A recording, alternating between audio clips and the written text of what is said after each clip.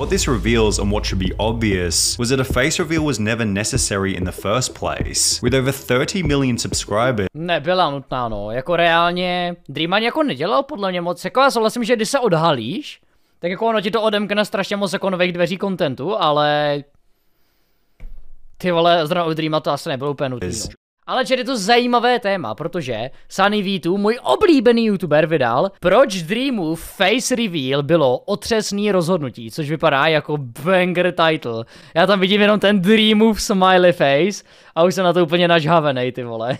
Titulky, tam nejsou titulky, tam jsou anglické titulky akorát, což mám asi úplně to nepomůže. Dream's face reveal could qualify as the worst mistake made by a content creator ever. Můj face reveal určitě nebylo špatný rozhodnutí. Počkej, já jsem nikdy neměl face reveal oficiálně. And we're gonna outline several reasons why.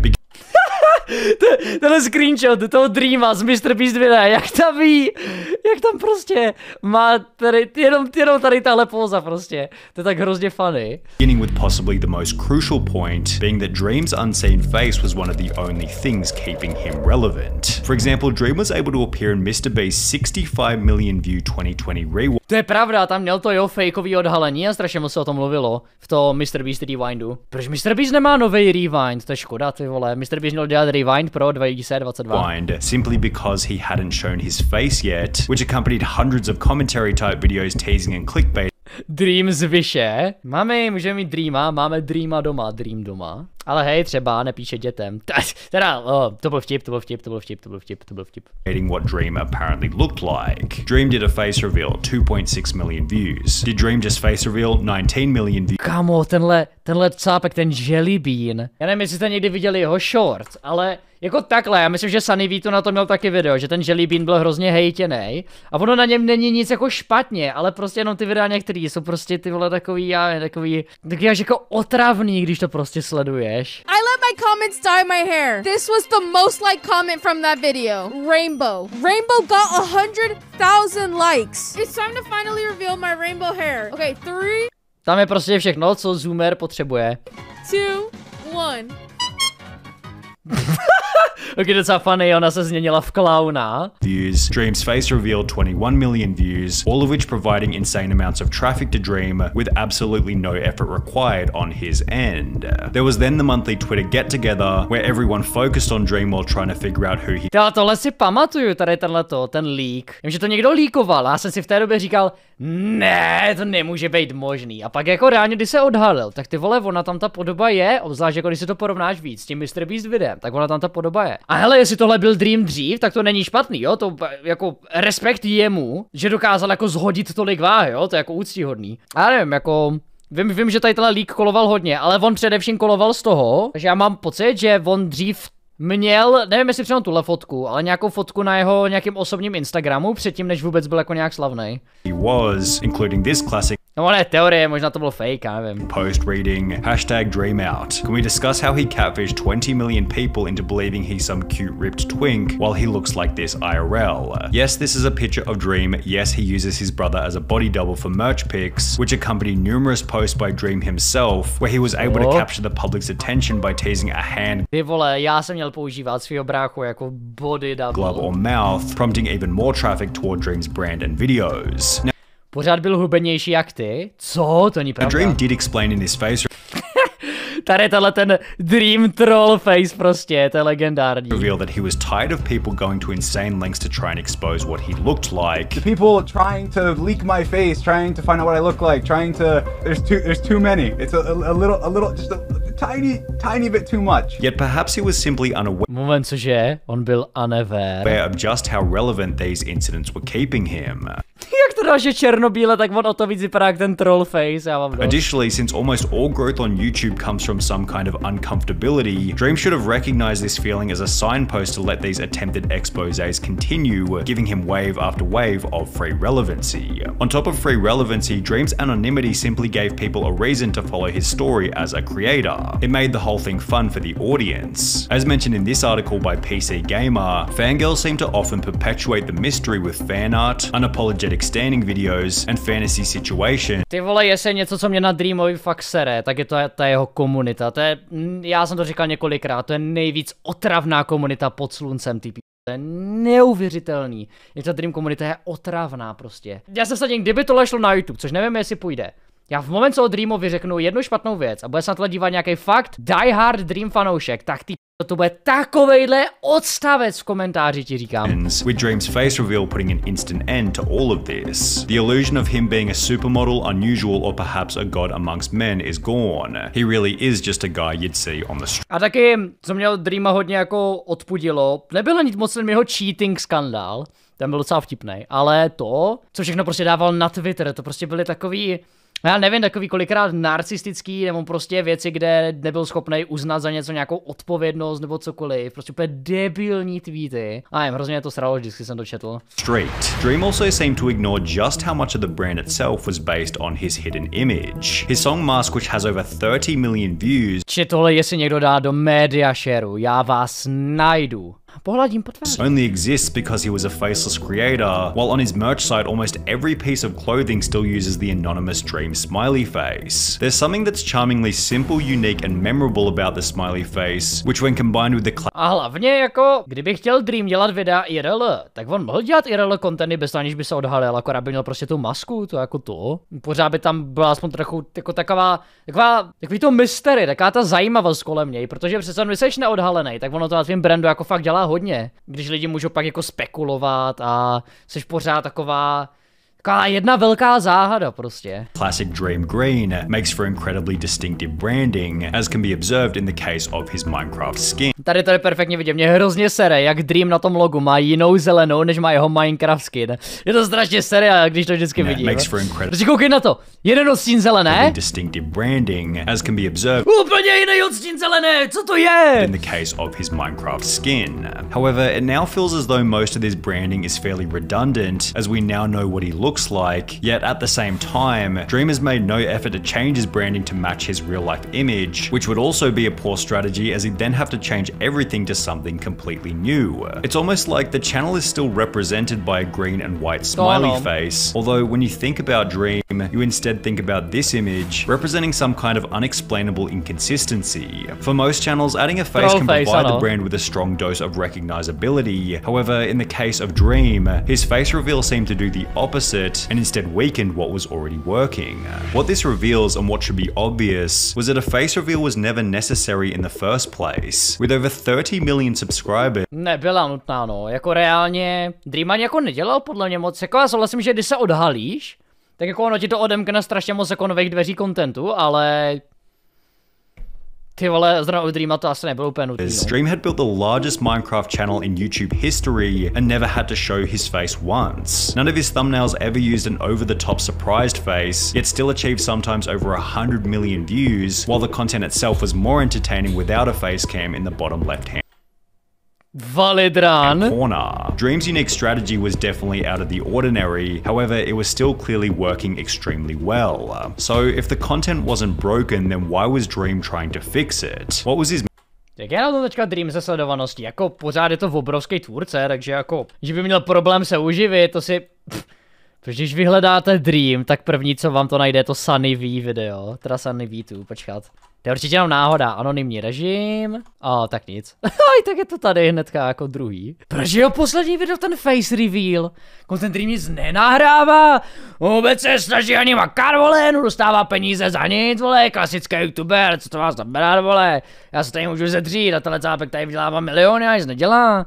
motive for revealing his face? Well, Dream seemed to imply that the plan was to make in real life content with his friends. A lot of you are probably wondering, why now? Why are you finally revealing your face? My goal was to just start doing things, get out, meet creators, say hi to my friends finally. I will make more IRL content as well, where I'm with me and my friends and we Kde je ten IRL content po těch 3 měsících?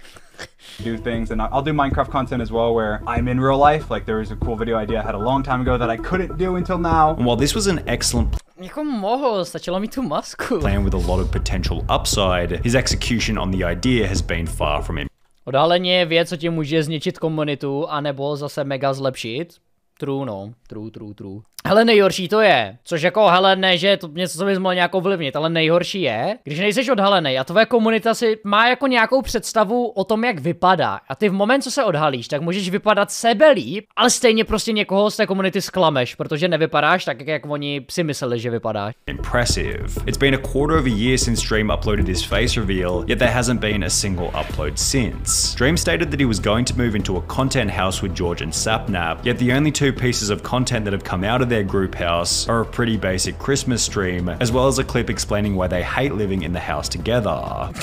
Oh. To šlo rychle. George and Sapnap seem pretty busy doing the Banter podcast, which I will credit as being a pretty entertaining show. However, Dream isn't even one of the hosts, and has only been featured on the podcast once, which happened 2 months before the face reveal was even uploaded. It seems like the only real upside Dream got from his face reveal was 50 million views on the video itself, another couple million views from other people. Ale hele, já ani nevím, jak to, já jsem jako si z toho z začátku dělal prdel, ale já nevím, jak to bylo, když byly nějaký ty spekulace, nebo, no prostě když ho lidi podezřívali z toho, že si prej nějak psal, že si prostě jednoduše psal, nebo nějak bejtil mladý děti, nebo prostě týpky, co nebyly ještě dospělí. A já vím, že se to hrozně moc řešilo, že tam k tomu byly nějaký důkazy nebo něco takového, ale já jsem to drama vůbec jako aktivně nesledoval, jako vůbec jsem ho nesledoval. Ale co by mě zajímalo, jak to jako nakonec skončilo, nebo co jako už to vůbec skončilo. Protože já vím, že pořád, když Dream má nějaký nový tweet nebo něco takového, tak pořád lidi mu tam píšou, že já se k tomu vyjádří nebo něco takového. People talking about it, as well as an appearance in Beast Antarctica video, during which he barely said a word. I watched Mr. Beast's video about Antarctica, and I noticed that Dream was in it, and he was extremely boring. And even then, to, co tam prostě dropnul. Kamo, já jsem čekal, co z něj vypadne. Fakt jako, co z něj vypadá. Já jsem sledoval toho Dreama v Mr. Beast video a zjistil jsem, že je hrozně nudný. To mě poser. And I noticed that Dream was in it, and he was extremely boring. And even then, you have to question if this kind of exposure is all that beneficial for Dream. Most personality-based creators with a similar following to Dream have gradually exposed their faces to the Dream dostal Social Blade status B+, to je GG. The world over a number of years, and have built up a tolerance for what that kind of experience is really like. Additionally, these others have also got a feel for how to act on camera, which is a skill set in and of itself. In Anthony Padea's I Spent a Day with Dream video, Dream explained that his main skill or edge over other YouTubers Co to je za animace a proč vypadá tak děsivě? related back to his Minecraft skill. I feel like I didn't blow up because I have this like Kámo, sorry, já tohle prostě vypadá divně, nebo já nevím, hrozně weird. amazing personality. I think I blew up because of my ideas, the quality of the idea and the execution of the idea versus the quality of like the personality. And just because Dream knows how to play To je pravda. Když se chceš proslavit na internetu, buď to musíš mít dobrý nápady, nebo dobrou osobnost. Já potom jsou tak tomu věci jako být konzistentně, umět se přizpůsobit, blablabla, ale základ je prostě mít prostě buď to dobrou osobnost, nebo dobrý nápady. Minecraft in a unique way doesn't A nebo to fejkovat, dokud toho nedosáhneš. necessarily mean he'll be an Ty nemáš ani jedno smiley face? Co? entertaining on-screen personality. Then there's the question of what happens to a person's self-image and outlook A ideálně samozřejmě, když máte obojí dvojí. on life when they go from completely anonymous to having their face known by 50 million people within the space of a month. Sure, Dream likely had a rough idea about what this kind of exposure was going to be like, given he already had 30 million followers and had been through drama in the past, but generally those were attacks on Dream the Dream měl předtím v minulosti drobné drama, takový menší skandál, kde podváděl nebo něco takového, no malý, určitě to nějak neovlivnilo jeho kariéru. persona as opposed to Dream the person. Remember when SoFlo Antonio rebranded to just SoFlo, stating that the only reason he did it was because it's much harder to attack a brand than a person? Well, Dream kind of did the opposite to this in exchange for, as mentioned previously, Když se na to Dreama podíváš, on je obrovský. Tady máš prostě toho Kai Cenata. A pak se podíváš na to Dreama, ten je prostě gigantický, co ti jebe. On ten, proč takhle fakt vypadá jako ten trollface, ale kamo, tohle je fakt nové trollface. Prostě, prostě Dream na tomhle vypadá, jako kdyby se chystal udělat menší prank. very little upside. Dream now has to deal with attacks that simply didn't exist beforehand, which began as soon as his face reveal went live. For example, he's ugly dramatická hudba začala hrát. Began to trend on Twitter instantly, and while this had little to do with the channel and could certainly be dismissed as untrue, it still likely had some kind of hit to his Kde jsou modi? Já jsem modi. ego, and possibly even his desire to add his face into future videos. Then, in case half the internet telling you that you're unattractive. Mě teďka jenom rozesmálo to, když jsem se zamyslel nad tím, že doslova každý druhý tweet v Česku začíná kámo a každý druhý tweet v zahraničí začíná bro, že vlastně jako ty scény se jsou jako bráně docela podobný. Kámo! Hrozně mě to mrzí, ale nemůžu s Dreamem. Je ošklivý jako prase, Co to je za tweet, kurva? Prostě, he's ugly as hell, lmao. What the fuck? Je mi úplně uprdele, jestli seš na mě nasradej. Je prostě nechutnej, lol. Prostě Twitter. Prostě Twitter. Já nevím, co, takhle se nezaměřovat na to, jak vypadá, ale na to, že prostě se kolikrát chová jak idiot. Attractive isn't already bad enough. Dream then had to deal with a wave of Twitter allegations, which began. A navíc prostě já nevím, ale sorry, ale Dream prostě vypadá jako naprosto průměrný člověk. Já bych neřekl, že nějak giga pěknej, nebo nějak sliský, nebo něco, prostě ty vole, to průměrný cápek. Only one day after his face jako reveal was fyzické stránky. uploaded. The YouTuber trending right now already face revealed to me years ago when he was flirting with me when I was a minor through his Moment, tady jsou možná to, o čem jsem mluvil. To nadštění. YouTuber, který teďka trenduje, se odhalil 2 roky zpátky, když se mnou flirtoval, když jsem ještě nebyla dospělá. Oho, přes jeho osobní snap, číslo a Twitter. Ty další příběhy, které vidíte, jsou dost možná pravý nebo podobný s těma ostatníma. snap, number, and Twitter, which accompanied an image captioned, "He's only face revealing because he's scared I'll do it first." Dream responded to Těch příběhů je asi hodně, ale byl tam nějaký příběh, co by byl fakt jako podložený něčím, jako fakt neprůstřelným. these allegations by stating, "In these DMs there are no inappropriate comments whatsoever. It was just friendly conversation. In these screenshots, them being 18 years old is mentioned in their bio, and I also very clearly asked them for their age. I did not act inappropriately with this person." Takže jim psal, ale říká teda, že se chová že se tam jenom choval přátelsky a že s něma neflirtoval nebo cokoliv takovýho. OK, to já se otevřeno k debatě, to těžký posoudit, když ty konverzace nevidíš úplně. A každý to může vnímat trošku jinak. Ale taky vtipnej ten rozdíl, že v Americe v moment, co týpce není 18 let, je to no-no zóna. V Česku stačí, když je přes 15, že jo? And any attempt to equate these messages to grooming is not only disgusting but is insulting to victims who actually experience grooming and still have trauma as a result. The drama ended with the two claiming that they plan on taking legal action against each other. However, this wasn't the end of Dream's unfavorable situations, as he then gets some of his Snapchats leaked. This dude got his Snapchat absolutely. As he then gets some of his Snapchats leaked. Jak tam sedí v té Tesle, nebo co to je? This dude got his Snapchat. Stages of my hair color and style. Mokré. Yeah, absolutely exposed. OK, tohle já někomu poslat dobrovolně. Tak si asi utáhnu smyčku. With all of his thirst traps and well, let's just say it's absolutely embarrassing to say the least. Všechno moje oblečení je špinavé.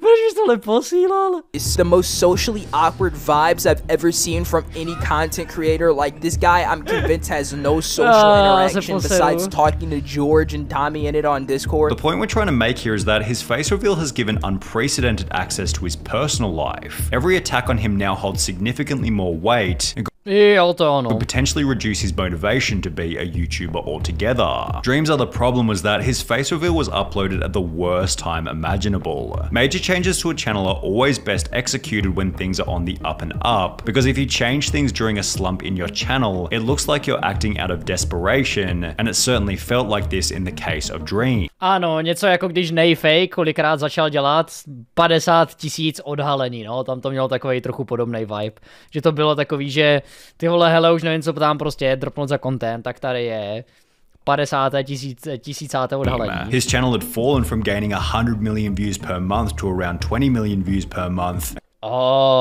Ale hele, já si myslím, že to je hlavně tím, že Dream prostě nenahrává, že jo? On prostě vydává video jednou za 4 roku a když si porovnáš tenhle pík, tak to vydával video myslím co týden nebo co 2 týdny. Takže ono jako na druhou stranu srovnává ty období, jako hele, jestli dostává 20 milionů views měsíčně, když doslova nic nevydává, to je kurva jako úctíhodný pořád, no.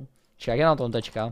Má furt 22 milionů views, ale nic nevydává, no, to je jako solidní. And to randomly upload a face reveal after having your lowest monthly viewership in over 2.5 years wasn't exactly the best look. Dream had also seemingly ended his extremely successful Speedrunner vs. Hunter series and could without a doubt see Minecraft's decline in YouTube popularity. Jo, ty vole, jako ukončit tvoji nejsledovanější sérii a sérii, na které si doslova vybouchl. A jako nejenom, že ji pozdržíš, ale fakt ji ukončit na dobro. To je prostě... je to dobrý nápad, ty vole, nevím, no. While I could be completely wrong with this, his face reveal felt like it was coming from a position of, I can see my channel dying, so let me upload this for some quick short-term relevancy, which probably isn't going to sit well with the audience over the long term. Dream slíbil, že bude Manhunt IRL? Co znamená Manhunt IRL? Chat, co znamená Manhunt IRL? Nice, ale řekl bych, že hodně pěkně zpracovaný video od Sunny, hodně pěkný. Já prostě nemůžu nevidět Dreama jako trolla. Moist Critical taky měl face reveal a fungovalo to. Jo, to podle mě hodně záleží na té situaci, no, ve které to děláš. To je strašně individuální ty face revealy, to je pravda.